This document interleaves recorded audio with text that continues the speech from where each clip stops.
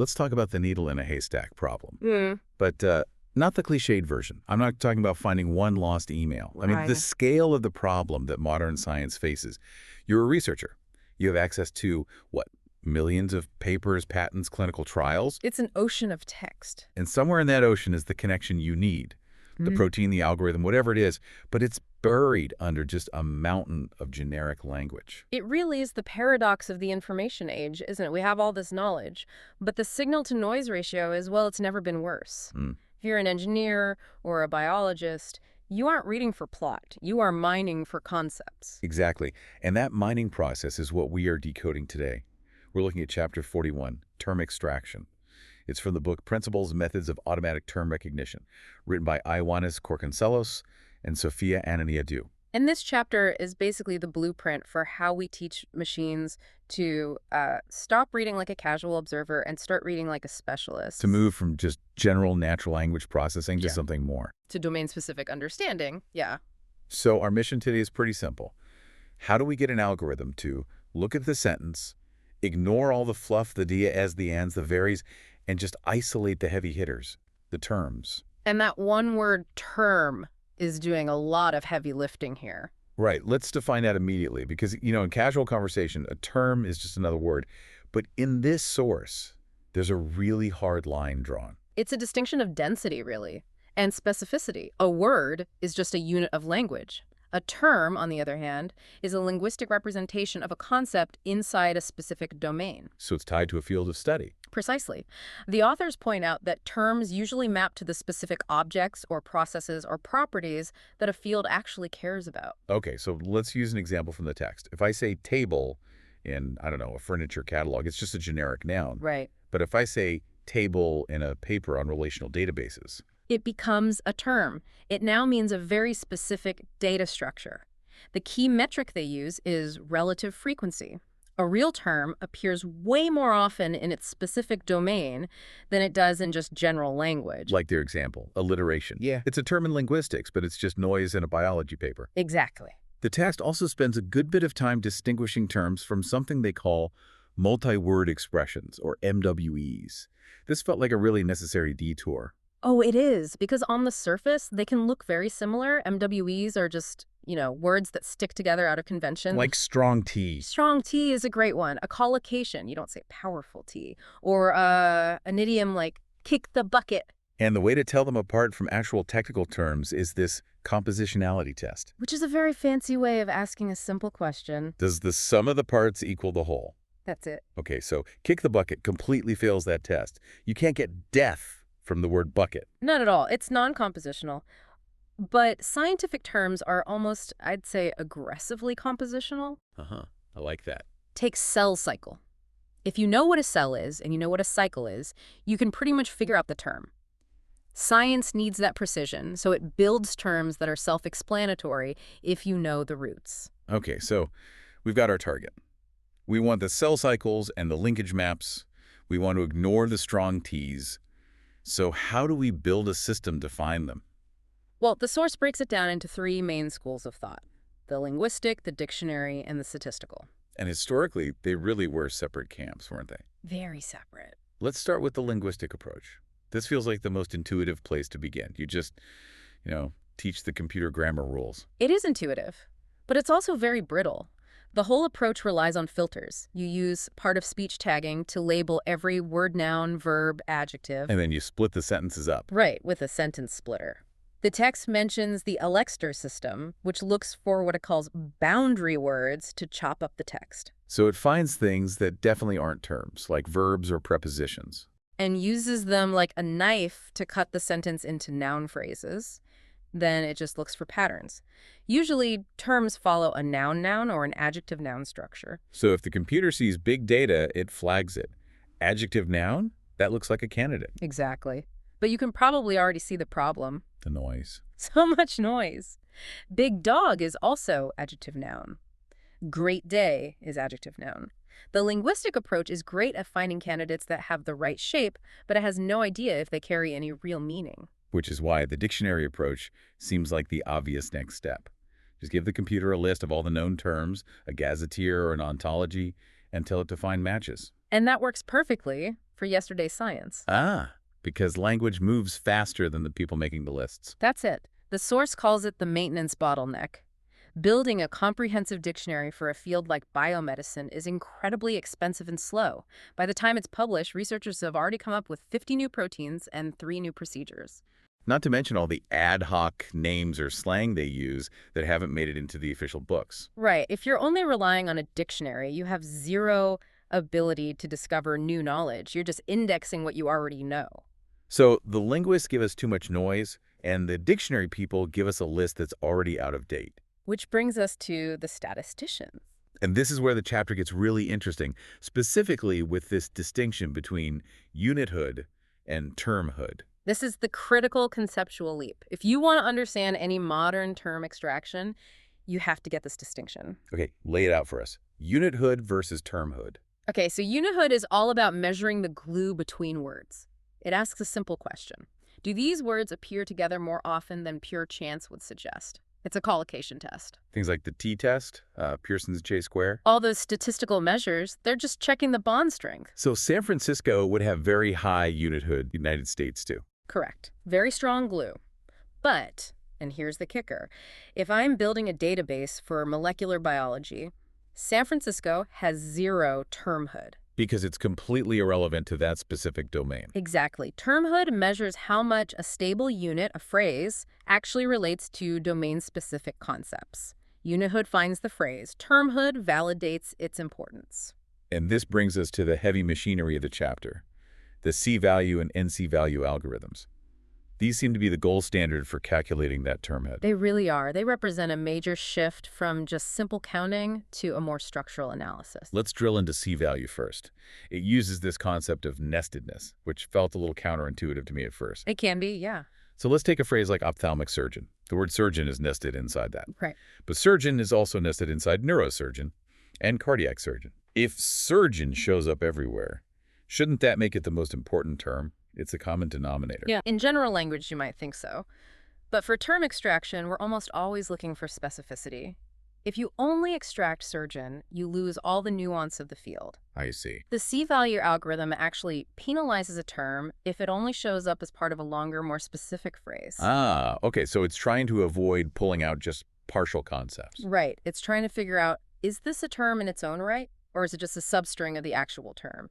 The formula looks at the total frequency of the string, its length, and then it subtracts points for how often it's nested inside longer phrases. So if surgeon appears 100 times, but 99 of those times it's part of ophthalmic surgeon, its C-value score just tanks. It tanks, exactly. The algorithm decides ophthalmic surgeon is the stable unit of meaning, not just surgeon. But there's a catch. There is. If surgeon appears 100 times, but it's nested inside 50 different longer phrases, neuro, cardiac, dental, plastic, then the penalty is reduced. Why? Because then the algorithm recognizes that surgeon must be a foundational concept itself, since it supports so many variations. That's clever.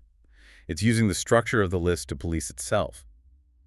But C-value has a pretty big blind spot, right? It only looks at the string. It's completely context blind. It doesn't know if cell cycle was in a sentence about biology or a sentence about, I don't know, prison architecture. That's where NC value comes in. The N being for neighborhood. Or context, yeah. NC value says, okay, C value gave us a ranked list of candidates. Now let's look at the words surrounding those candidates. It's that old saying, tell me who your friends are, and I'll tell you who you are. That's a perfect analogy. It looks at the context window a few words before and after. It identifies contextual words, verbs, adjectives, other nouns that tend to hang out with valid terms. So if my candidate word is surrounded by words like inhibit, protein, synthesis, membrane, the algorithm gives weight to those neighbors. If a candidate keeps showing up next to those high-weight context words, its own probability of being a term goes way up. it solves the ambiguity problem. It does.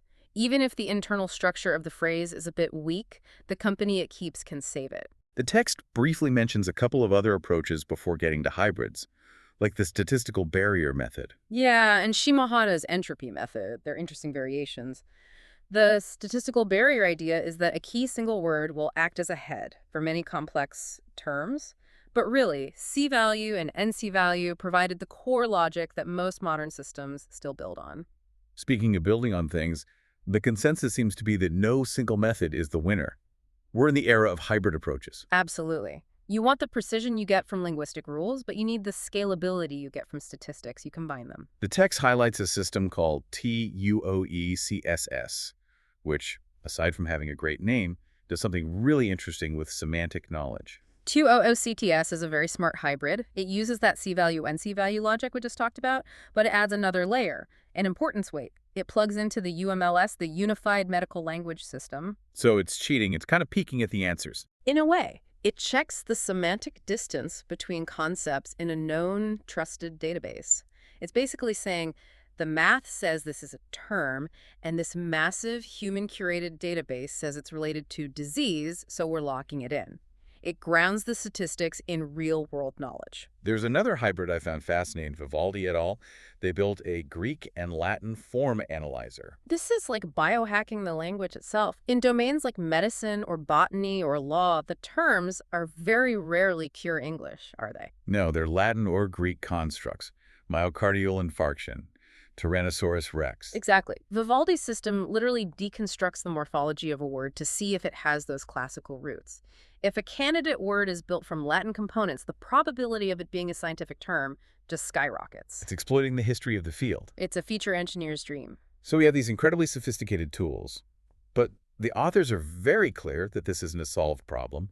We're still tripping over some really fundamental issues. The biggest one being term variation. Just meaning there are 5 different ways to say the same thing. Or spell the same thing. Oestrogen with an O versus estrogen with an E, or heart attack versus myocardial infarction, and then their acronyms. Oh yeah, PCR versus polymerase chain reaction.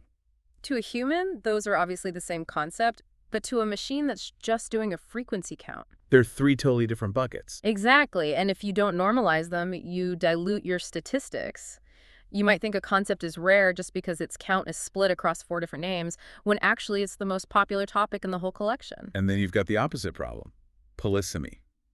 One word, multiple meanings. Virus is the classic example, computer virus or biological virus. But the text mentions this is a headache even within a single domain. That's the much harder problem. Cross-domain ambiguity is relatively easy to fix with context, but within biology, a term might refer to a gene in one sentence and the protein that gene produces in the very next sentence. Distinguishing those requires a level of nuance that basic term extraction just really struggles with. Which leads right into the issue of domain dependency. You can't just build a science extractor. You have to build a biology extractor or even a cancer genetics extractor. Yeah, they cited a study comparing the Genii corpus, which is general biomedicine, to the PenBio-E corpus, which is specifically about enzyme inhibition. A system trained on one did noticeably worse on the other. The dialect of the subfield shifts just enough to throw the stats off. It does. Okay, so we have the methods, we have the hurdles. Let's talk scorecards. How do we know if these systems are actually working? The text mentions intrinsic and extrinsic evaluation.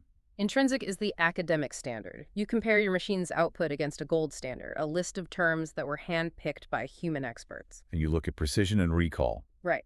Precision asks, of all the terms the machine found, how many were actually correct? And recall asks, of all the terms on the human list, how many did the machine manage to find? And there's always a trade-off. Always. You can tune a system for high precision, make it very conservative, but it'll miss the weird, near, or rare terms. Or you can tune for high recall, make it aggressive, but you'll end up with a lot of junk. But the text makes a good point that maybe the gold standard isn't the only thing that matters. That's where extrinsic evaluation comes in. Extrinsic just asked a practical question. Does this actually help us do a job better? If you're building a search engine, does adding term extraction make the search results more relevant? Right. If I'm a researcher looking for papers on a specific gene therapy, I don't care about a perfect gold standard list. I just care if the search engine understands my query. Exactly. If the application works, the extraction is successful, period, regardless of what some static list says. And that segues perfectly into the so what question. Why are we even doing this? Beyond just building better search bars. Well, the applications are pretty foundational to how we manage science now. We mentioned information retrieval, but think about automatic summarization. You can't summarize a 20-page paper if you can't identify its core concepts. If the machine thinks the word result is as important as monoclonal antibody, you Yeah. get a useless summary. You get a terrible summary. But the one that really stuck with you was ontology building, right? Yes, that was a big one for me. It is the big one. We have these massive databases like the Gene Ontology or JOGO or MeSH. They literally map out the relationships between all known scientific concepts. But science is moving way too fast to update them by hand anymore. Correct. We're publishing thousands of papers every single day. No group of humans can read them all to check for new terminology. We need these systems to act as our scouts To scour the new literature. and identify emerging terms, new proteins, new methods, and flag them for the human curators. So it's not just organizing old knowledge, it's actually participating in the real-time discovery of new knowledge. It's defining the very edge of the field. That leads me to a final thought I wanted to throw at you. The text says knowledge is most valuable when understood and applied. But as we rely more and more on these statistical extractors, are we kind of ceding control of what counts as knowledge? How do you mean? In what sense? Well, if a concept is brand new, it's inherently rare. If it's rare, its statistical unithood and termhood scores are going to be really low. Hmm. The machine might just filter it out as noise. Are we accidentally creating a system that only reinforces established ideas and suppresses the weird outlier breakthroughs? That is a genuine risk. I mean, you're right. Algorithms like C-value thrive on repetition. They validate what is already popular. A truly novel idea, by definition, hasn't been repeated yet. So our discovery tools could be biased towards frequency. We could be building an echo chamber for scientific consensus, yeah. We might need to teach the machines to value the outliers just as much as they value the well-established nested terms. We might indeed. Something to think about the next time you tap a query, and just trust that first result. That's it for this deep dive into the architecture of meaning. Thanks for listening.